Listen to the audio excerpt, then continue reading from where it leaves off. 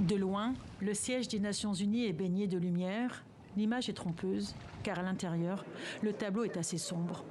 Pour cette 77e Assemblée générale, les dirigeants de la planète sont venus en personne.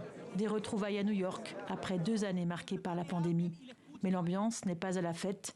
Dès l'ouverture des débats, le ton est grave, très grave. Ne nous faisons pas d'illusions.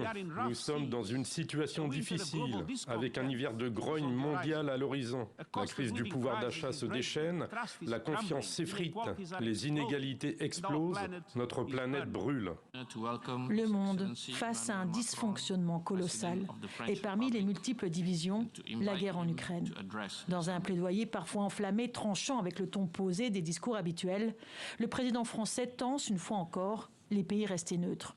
De nombreuses capitales, en Afrique, en Asie ou au Moyen-Orient, refusent de condamner Moscou. Ceux qui se taisent aujourd'hui servent, malgré eux, ou secrètement, avec une certaine complicité, la cause d'un nouvel impérialisme, d'un cynisme contemporain qui désagrège notre ordre international, sans lequel la paix n'est possible.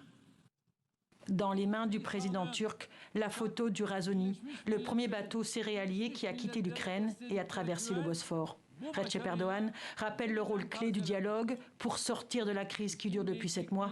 La Turquie ne compte pas être mise à l'écart. Toutes ces catastrophes qui ont fait des millions de victimes nous ont rappelé une fois de plus qu'il nous incombe de faire davantage pour que l'ONU incarne un multilatéralisme efficace. Dans quelques heures, le président ukrainien s'exprimera devant l'Assemblée générale des Nations unies par vidéo. Il a obtenu une autorisation spéciale, votée la semaine dernière.